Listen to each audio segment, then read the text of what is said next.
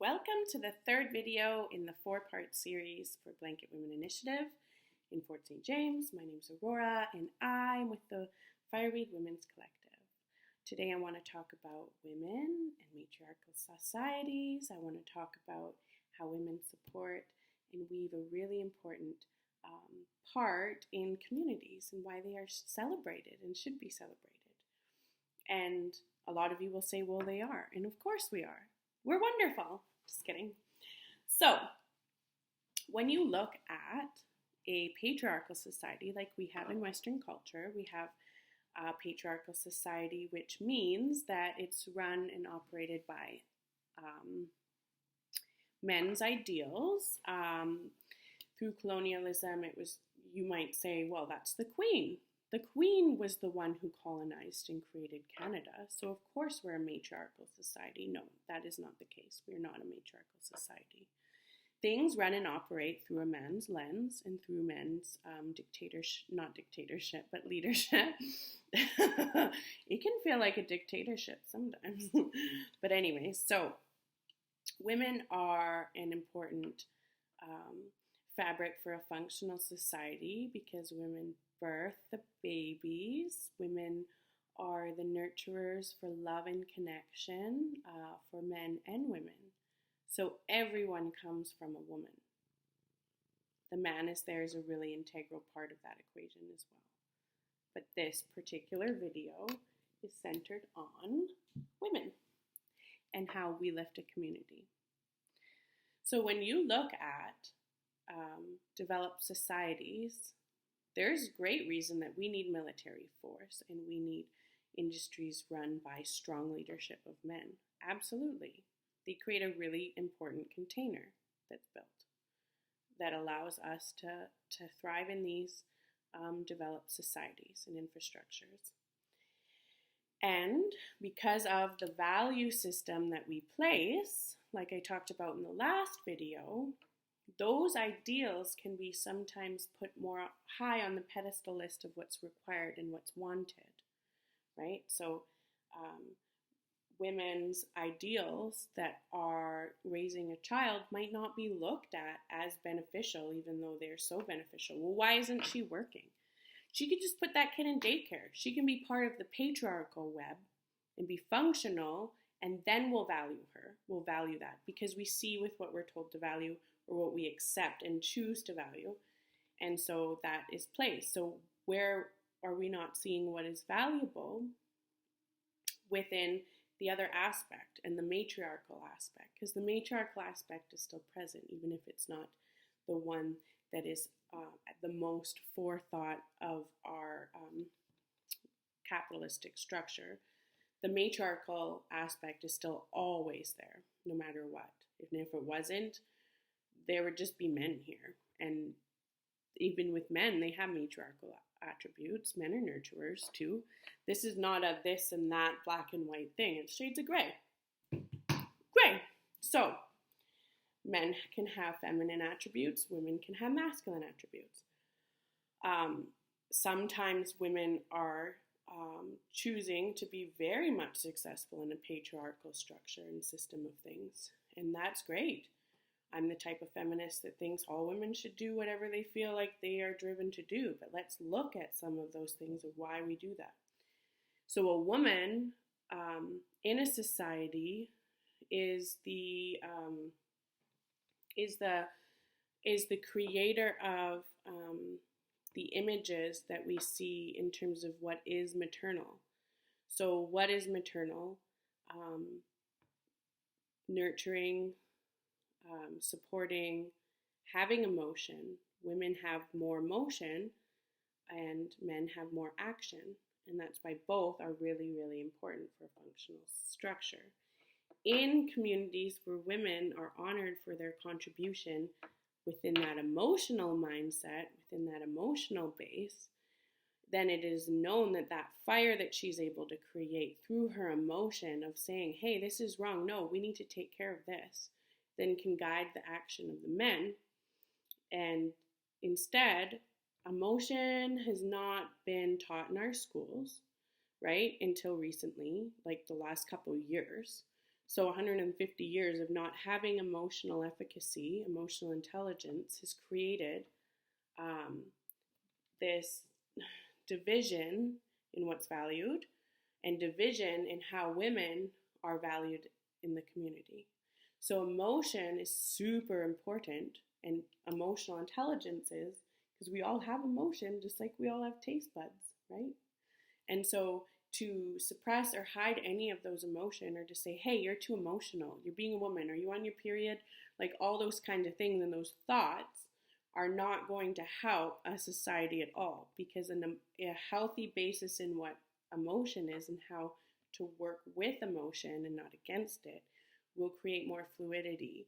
It'll have less addictions, it'll have less mental health issues, it'll have less abuse and domestic violence cycles keeping on going. So this is one of the most imperative parts of the whole video series, is to understand that emotional intelligence has not been offered to us, and there's a reason for it historically. So when men came back from the war, World War II, they had PTSD, and there was just really not that much understanding how to deal with PTSD. And so everyone was taught to kind of like tiptoe around and not express too much emotion, not get the men triggered in their emotion, and really not knowing how to deal with it. And so things were silenced, things were dysfunctional. Obviously, there was also shaming and deep belittlement for emotion within the Catholic wave onto residential schools, and oppression of Indigenous peoples as well, which created deep barriers into knowing how to fully express the emotional needs of a human being, and to teach that to the young people. And so on all sides, there hasn't been an understanding of emotional regulation. And emotional regulation is, again, the fire that creates, that if it's dysregulated, creates all the other smoke. So emotional regulation, the ability to know and regulate the emotions, to come back to who a person is,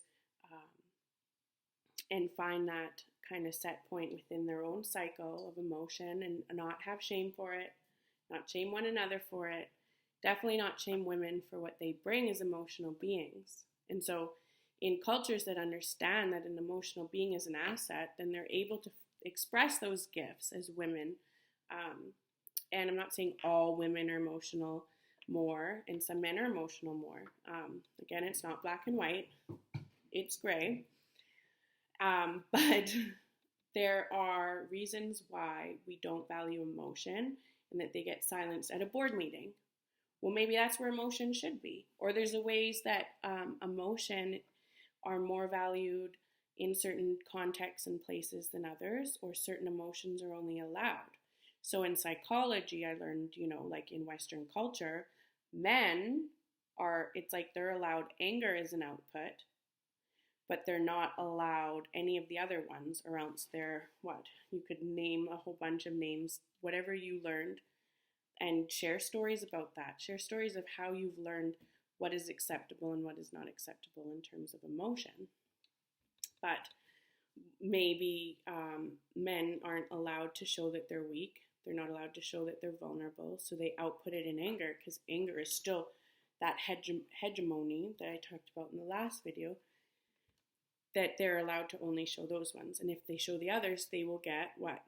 They will get socially ostracized, shamed, ridiculed. Well, the bottleneck that's held in men is because of this certain factor. The bottleneck that's held in men is based on the fact that that emotional intelligence isn't there. So it perpetuates the abuse cycle. So that's one huge fact of why we need to become more emotionally intelligent, expressive, vulnerable in our emotion. All right? And that is worthy work to do, because it has a ripple effect for the whole community, and men are an important fabric in the community. And so men having an important connection to the emotion is really important, and oftentimes women help men with that in in a way that's safe, hopefully, but sometimes because if women have bought that story, that men can only show anger else they're weak, well then they're going to show to the men, hey, you can't act weak, and then the men are going to shut down more because they need safety in their expression of emotion, right? So this is all relatable to everyone because it ties in to all of our dynamics, right? Like it ties into why people might be more at high risk for suicide. They don't feel like they can reach out. Men aren't accessing services and mental wellness services. They're not coming out because they're scared of that dialogue that we keep going in Fort St. James. We keep it going, but we can choose not to. And this work that needs to happen with this Blanket Women Initiative is all about being safe to unlearn and unpack and feel it, to heal it. Be willing to name what the emotions are. Be willing to say, this is my story and this made me feel this way. That's the only way that we can solve some of the biggest problems that are here. And we're either solving the problem or we're being part of it. So which one is it going to be? All right, now let's switch tiers to the women. So in psychology class, there was also the aspect of women that they're allowed all the emotions except anger. So what happens when there's an angry woman? She's told she's crazy. She's told like, oh, she's just outbursting. That is out there. So there's men getting the normative message that they can have only anger and not the other ones, or they can funnel all that emotion under the iceberg into anger, because really it comes from hurt, sadness, disappointment, grief, like whatever it might be, and funnel it into anger. And then there's women, they're allowed all of them except for anger. So if they choose to have an anger response, which everyone has anger, just like everyone has all the taste buds, then they're cast out as being like, whoa, she's crazy. And we've all heard people go, oh, she's crazy, when she probably has every right to have whatever experience she has and feelings that she has that have contributed to that angry response. And there's reason. It is a grave dysfunction to not get angry in a situation that should make you angry. Because if that's silenced and suppressed, when there's something that should make you angry, like that would make like our ancestors angry, different people angry, but we've become so brainwashed not to get angry at rape, not to get angry at violence, not to get angry that, somebody is imposing their will and dominance and control on another person or onto the earth or onto whatever situation. If we're like stuffing that anger because we're scared of it, then that is also a dysfunction that creates a bottleneck, right? And the bottleneck, it creates pressure and constriction, which then creates all these other problems that we see in different ways, like dysregulation, addictions, those kinds of things are to numb one's situation because you just don't know how to handle and cope and deal with overwhelm, right? And so this video series is on the beauty of why women are so important to the fabric of community, but I had to talk about emotional regulation because women have a strong premise in emotion. Do you know why? No, I'll tell you why. The women were able to be in circles for like a lot of cultures, and I hate just universalizing it without naming specific ones, but I'm going to. So in a lot of cultures, women sat in circles, the men went out, they hunted, they brought it back, they were productive in their ways, and women were in circles. They gained a lot of emotional intelligence and efficacy because they were sharing stories and they were sharing in those ways, right? And men are action-oriented and very dominant in the left brain, and women are very emotional oriented and dominant in the right brain. And so when we look at an imbalance within our community structure around emotional intelligence and what we need to heal collectively as a community is that emotional intelligence, we really need to lift those assets that women can contribute and go, hey man, that's a great value. Let's value that again. Let's not just value the economy in the patriarchal driven world. They can equally matter, and they do equally matter, but it hasn't been that, right? It's been stifle this. Let's not talk about what's uncomfortable. Let's not talk about what we want to address because we don't know how to, or we were silenced as children when we had an emotional need. Oh, just pick yourself up and don't cry about it. You got to be tough in this world. Well, there was a reason that narrative was sold after the Great Depression. Yeah, you wanted to strive and be tough, but look at what being tough has gotten us. It's gotten us to be actually less tough and less, because the more emotionally intelligent you are, actually the more stronger you are. The more vulnerable you can be and open and real and honest, the more courage you have within that, that's actually strength.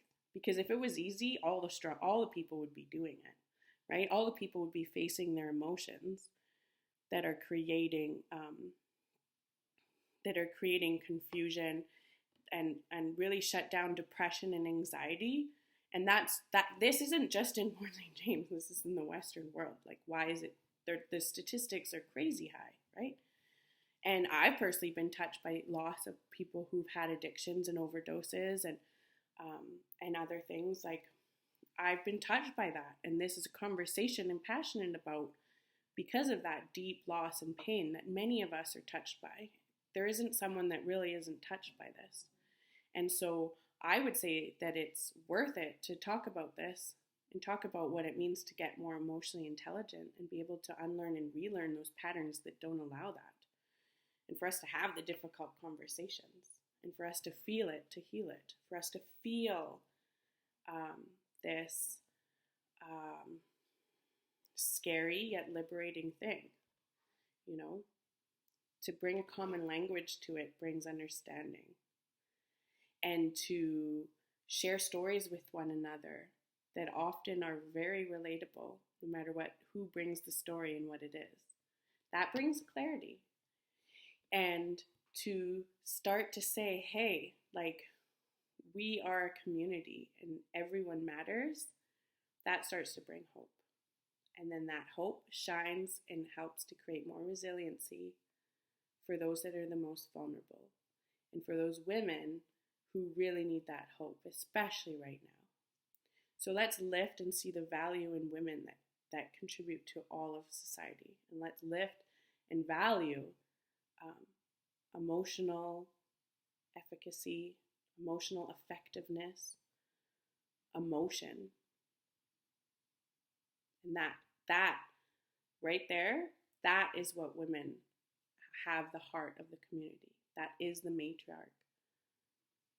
And I believe that this community is wise to respond to this and will. Thank you.